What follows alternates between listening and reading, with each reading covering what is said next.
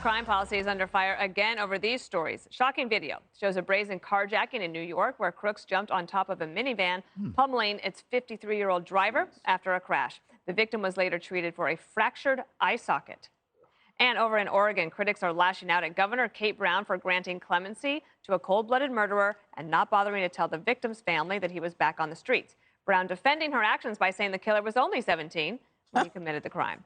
All right, on that point, Judge, what about the decision to not charge somebody as an adult or to grant them clemency because of something at 17? You know, first of all, Kate Brown, I don't know if you remember, but she's the one, I think it was right before Thanksgiving, when she said, when they decided there should only be 6 people for Thanksgiving at your Thanksgiving dinner table. And that if you see that your neighbor has more than 6, call the authorities. I mean, now she's a little wacky as far as I'm concerned there. I mean, what if you have 7 kids? Really? Tell the other ones to hit the road? Jason. But more importantly, the fact that this woman would decide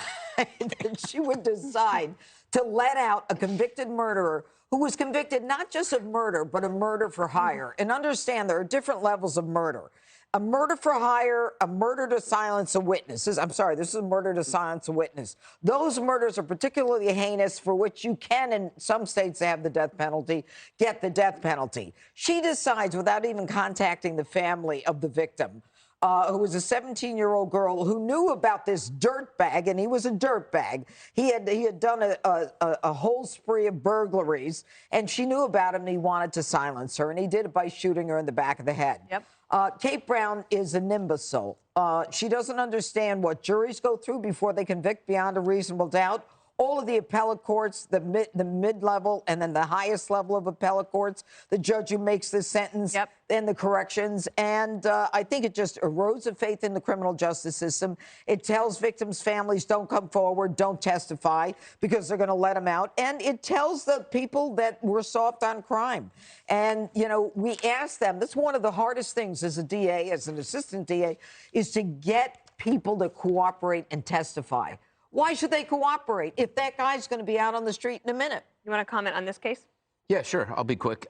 He should move in with Kate Brown, whatever her name is. Yeah. What's the name of the governor? Kate Brown. Kate Brown. Yeah. She should take the guy in. Look, they always mention the age of the suspect. They never, ever mention the age of the victim. That drives me crazy.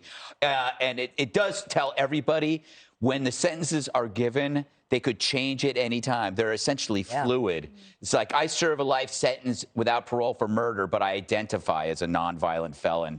You know, why not? And this is why the Florida sheriff we talked about yesterday was right when he said, hey, shoot intruders dead when they home invade, because that's the only foolproof 100% prevention of recidivism. Oh, and if you think they might let him out, you might want to shoot him dead. Jessica, on the carjacking in New York, I mean, the carjackings, that's not the first one. This is happening a lot. And on video, I remember when Eric Adams was giving a press conference on top of a subway station, one of the outdoor ones, and witnessed carjacking right behind him and actually made the call himself to report it. What I'm overwhelmed by is the shocking lack of humanity that is permeating through every level of society. And this coming off of a time when I felt like we were united, certainly in the early days of the pandemic, where people were scared, were conscious of their elderly neighbors. Everyone wanted to protect those in their life that they needed to. And it obviously has electoral implications, but those are so small in the context of just how you treat people when you're walking down the street. Jason, you hadn't been in New York in a while, right? Or at least I know your wife hadn't. Like, what have you noticed? Anything different here? And is there like an increased anxiety about crime? Yeah, it does not feel the same safety, even in the Times Square area, that there used to be. You could walk, you know, all across the city. But look, respect juries. And I think there's been a great disrespect there. But you've also got to prosecute these people. And if you don't elect prosecutors that actually prosecute the people committing the crime, there's not going to be a deterrent. Hey, Sean Hannity here. Hey, click here to subscribe to Fox News YouTube page and catch our hottest interviews and most compelling analysis. You will not get it anywhere else.